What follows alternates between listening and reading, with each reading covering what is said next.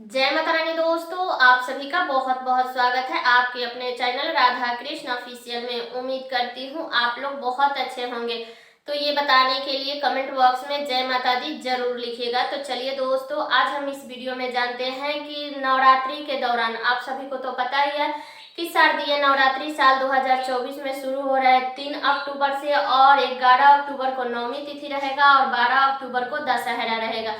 तो जो लोग भी 9 दिन का व्रत करते हैं वो नवमी के दिन कन्या पूजन करेंगे, अष्टमी के दिन भी कितने लोग करते हैं, और दशहरा के दिन यानी 12 अक्टूबर को व्रत का पारण करेंगे। ठीक है, तो चलिए जान लेते हैं कि हमें नवरात्रि के दौरान हमें कौन कौन सी ऐसी गलतियां हैं जो हमें नहीं करना चाहिए। नहीं तो हम कलश स्थापना किए हैं, माता रानी को प्रसन्न कर रहे हैं और जाने अनजाने में ये सब गलतियां कर देते हैं ना, तो माता रानी प्रसन्न नहीं होती है, वो और नाराज हो जाती है। इसलिए हमें ये छोटी छोटी गलतियों को ना ध्यान में रखना चाहिए। तो चलिए जान लेते हैं कि कौन सी ऐसी गलतियां हैं जो हमें नवरात्रि के दौरान नहीं करनी है।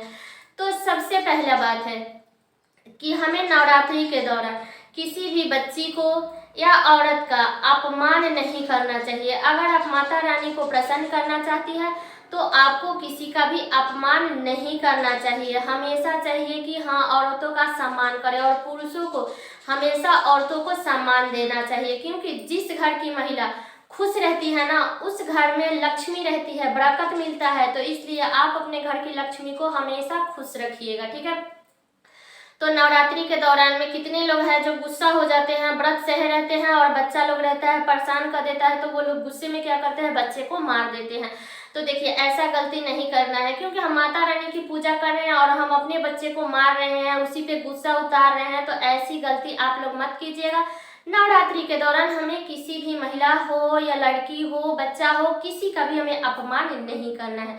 पहली बात हो गया। दूसरी बात जान लेते हैं कि देखिए, अगर आप कलश स्थापना की है तो आप अपने घर में कलह कलेश मत कीजिएगा, चाहे वो पति पत्नी हो या आस पड़ोस हो, किसी से भी हमें कलह कलेश नहीं करनी है। इस बात का ध्यान रखिएगा, क्योंकि अगर हम पूजा पाठ के दौरान ये सब गलतियां करते हैं ना, तो माता रानी प्रसन्न नहीं हो जाती है, वो और नाराज हो जाती है। ये नहीं कि कलश स्थापना कर लिए हैं, पति पत्नी आपस में लड़ रहे हैं या पड़ोसी से लड़ाई शुरू हो गया, तो ऐसी गलती हमें नहीं करनी है। इस बात का आप लोग ध्यान रखिएगा। ठीक है, इसलिए नवरात्रि के दौरान हमें प्रेम से रहना चाहिए, प्रेम से पूजा पाठ करना चाहिए। ठीक है, तो ये कार्य कर लीजिएगा। तीसरी बात है कि हमें नवरात्रि के दौरान मांस मदिरा का सेवन नहीं करना है और ना ही लहसुन प्याज का सेवन करना है। अब मानने वाले के लिए सारे नियम है, नहीं मानने वाले के लिए कुछ भी नहीं है। अब पितृपक्ष में है, जो बहुत सारे लोग हैं कोई भी मीट मछली नहीं खाता है, लेकिन बहुत सारे वैसे लोग हैं जो पितृपक्ष में भी मीट मछली खाते रहते हैं, तो उनके लिए तो खैर कोई नियम ही नहीं है। लेकिन जो लोग मानते हैं उनके लिए सभी नियम है। तो नवरात्रि के दौरान तो मांस मदिरा का तो छोड़िए, इसमें लहसुन प्याज भी नहीं खाया जाता है, क्योंकि हम दोनों टाइम भगवान को भोग लगाते हैं, उनका पूजा करते हैं, उनकी आराधना करते हैं, वही प्रसाद उठा करके हम अपने घर फैमिली में देते हैं। तो इसलिए नवरात्रि के दौरान हमें तो लहसुन प्याज भी नहीं खाना चाहिए और मांस मदिरा का तो नाम भी नहीं लेना चाहिए, उसका दूर दूर तक उसका कोई जिक्र तक नहीं करना चाहिए। ठीक है, तो इस बात का आप लोग ध्यान रखिएगा। ठीक है, तो अगली बातें जान लेते हैं। चौथी बात कि हमें माता रानी की पूजा सज सवर के ही करनी चाहिए, ऐसे वैसे नहीं करना चाहिए। ये नहीं कि घर ऐसे कूड़ा करकट जैसा पड़ा है, देह भी साफ नहीं है, कैसे भी नहा लिए और पूजा कर लिए, नहीं। आप लोग हमेशा सज सवर के ही पूजा कीजिएगा। और बता दूं कि बहुत सारे घरों के नियम है कि प्रतिदिन सिंदूर लगाते हैं, और बहुत सारे घरों के नियम है जो एकम के दिन लगा लेते हैं, उसके बाद सप्तमी के दिन माता रानी को फिर से लगा करके तब उसके बाद से लोग लगाने लगते हैं। तो जो हमारे यहाँ का नियम है मैं वो बता रही हूँ आप लोगों को कि देखिए, हम लोग क्या करते हैं कि एकम के दिन 16 श्रृंगार करेंगे, इसके बाद में एकम के दिन भी हम दुर्गा माता को सिंदूर लगाएंगे, और उसी दिन के लगाए हुए उसके बाद हम लोग एक ही बार सप्तमी के दिन बाल धोते हैं, फिर माता रानी को सिंदूर लगाते हैं और वही सिंदूर अपने मांग में भरते हैं और सप्तमी के दिन भर लेते हैं। इसके बाद से उधर अष्टमी नवमी उसके बाद हम लोग रेगुलर भरते हैं, लेकिन हम लोग 7 दिन तक सिंदूर बेराते हैं। 7 दिन तक हम सिर्फ सिंदूर नहीं लगाते हैं, पूरा अपना मेकअप जो भी होता है वो करेंगे, काजल पाउडर बिंदी ये सब करेंगे, लेकिन सिर्फ एक सिंदूर हम लोग बिराते हैं। तो बाकी आप अपने घर का नियम देख लीजिएगा, क्योंकि हर घर का नियम अलग अलग होता है। बहुत सारे जगहों पे लगाया जाता है और बहुत सारे जगहों पे नहीं लगाया जाता है। तो देख लीजिएगा कि आपके घर में कैसे होता है, वैसे आप लोग कीजिएगा, ठीक है। तो हमारे यहाँ ऐसे ही होता है कि एकम के दिन सिंदूर लगा लेते हैं, इसके बाद फिर हम सप्तमी के दिन सिंदूर लगाते हैं, इसके बाद से हम फिर अब रेगुलर लगाने लगते हैं, ठीक है।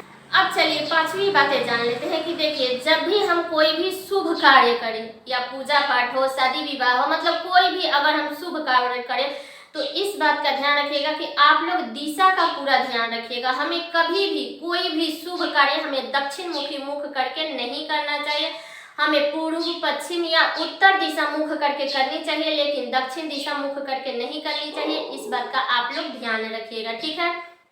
छठी बात है कि हमें नवरात्रि के दौरान कलरफुल कपड़ा पहन करके माता रानी की पूजा करनी चाहिए। ऐसे तो 9 दिन का 9 वस्त्र आता है, तो मान लीजिए अगर आप 9 दिन का 9 वस्त्र नहीं पहन सकती है या नहीं है, तो आप लोग प्रतिदिन लाल पीला पहन करके कर लीजिएगा, लेकिन हल्के रंग का कपड़ा पहन करके आप लोग पूजा मत कीजिएगा, इस बात का ध्यान रखिएगा।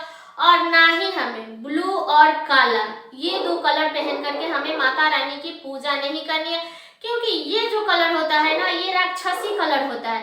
तो नवरात्रि के दौरान हमें पूजा के समय भी नहीं पहनना चाहिए, और ना ही हमें ये नहीं कि पूजा कर लिए कोई और कपड़े पहन करके और बाद में ब्लू और काला कपड़ा धारण कर लिए। तो इस बात का ध्यान रखिएगा कि आप लोग नवरात्रि के दौरान ब्लू और काला कपड़ा मत पहनिएगा, ठीक है। अब चलिए जान लेते हैं सातवीं बात। तो सबसे पहले बता दूं कि हमें नवरात्रि के दौरान साफ सफाई का पूरा ध्यान रखना चाहिए। बर्तन वगैरह जो भी है उसको अच्छे से साफ सफाई से रखना चाहिए। गैस चूल्हा है उसको भी अच्छे से साफ सफाई करके रखना चाहिए, क्योंकि अगर हम बर्तन साफ करके नहीं रखेंगे, गैस साफ करके नहीं रखेंगे, तो हम माता रानी के लिए 9 दिन का 9 भोग कैसे बना देंगे। ऐसे नहीं कि गैस ऐसे पड़ा है बच गए और सिर्फ कपड़ा भिगा करके पोंछ दिया और उसमें माता रानी का भोग बना दिया। नहीं, हमें उसे अच्छे से बर्नल हो, गैस का जो चूल्हा होता है वो सबको हमें अच्छे से धोना चाहिए, इसके बाद ही हमें माता रानी के लिए भोग प्रसाद बनाना चाहिए, ठीक है। तो जो लोग 9 दिन के नवरात्रि का व्रत करते हैं ना, तो उन्हें तो खास करके साफ सफाई का पूरा ध्यान रखना चाहिए। जो लोग 2 दिन का व्रत रखते हैं, साफ सफाई तो सबके लिए ही होना चाहिए, क्योंकि साफ सफाई रखेंगे वहां पे लक्ष्मी का वास होता है। बाकी जो लोग 2 दिन के रखते हैं तो वो तो थोड़ा बहुत इधर उधर करेंगे तो उनका माफी भी है, लेकिन जो लोग 9 दिन का नवरात्रि का व्रत करते हैं ना, तो उन्हें पूरा ध्यान रखना चाहिए साफ सफाई पर, ठीक है। तो आप लोग साफ सफाई कर लीजिएगा। अब चलिए 8वीं बातें जान लेते हैं। तो बता दूं कि आप लोग माता रानी को नवरात्रि के दौरान अगर आपको मिल जाता है तो गुड़हल का फूल ही चढ़ाइएगा, क्योंकि माता रानी को ये बहुत अधिक प्रिय होता है। नहीं मिलने पर तो हम कोई भी फूल चढ़ा लेंगे, लेकिन अगर आपके पास में अवेलेबल है तो आप गुड़हल का ही फूल चढ़ाइएगा, ठीक है। अब चलिए 9वीं बात जान लेते हैं और आखिरी, इस बात का आप लोग खास करके ध्यान रखिएगा। तो बता दूं कि नवरात्रि के दौरान हमें कभी भी भूल से भी नारियल नहीं खाना चाहिए। इस बात का आप लोग ध्यान रखिएगा कि सारे फल आप लोग खाइएगा, लेकिन नारियल मत खाइएगा। अष्टमी के दिन जब हम माता रानी को भोग लगा देते हैं, इसके बाद ही हम नारियल खाते हैं। नारियल का भोग लगा करके इसके बाद ही हम वो प्रसाद के रूप में खाते हैं। उसके बाद से आप खाना चाहते हैं तो खा सकते हैं, लेकिन आपको इस दौरान में एकम से लेकर के और सप्तमी तक आपको नारियल नहीं खाना है। इस बात का आप लोग ध्यान रखिएगा। तो सारी बातें क्लियर हो गई कि हमें नवरात्रि के दौरान कौन कौन सी गलतियां नहीं करनी है, ठीक है। तो उम्मीद करती हूँ कि आप लोगों के लिए वीडियो बहुत ही उपयोगी होगा। तो ये वीडियो मेरा यहीं तक का था। कैसा लगा ये वीडियो आप लोग कमेंट करके जरूर बताइएगा। चैनल पे नए आए हैं तो सब्सक्राइब कर लीजिएगा, बेल आइकन को प्रेस कर दीजिएगा, जिससे मेरे वीडियो का नए नोटिफिकेशन आप सभी के पास में सबसे पहले पहुंचे। और वीडियो को लाइक कर दीजिएगा, क्योंकि आपके एक लाइक से मुझे बहुत ही मोटिवेट मिलती है। तो वीडियो को लाइक कर दीजिएगा और वीडियो को शेयर कर दीजिएगा, ताकि हर कोई नवरात्रि से पहले ये सारी बात की जानकारी उन्हें हो सके और पहले से ही वो सावधान रह सके, ठीक है। तो चलिए दोस्तों, मिलती हूँ अगले वीडियो में किसी नए वीडियो के साथ में। तब तक के लिए नमस्कार।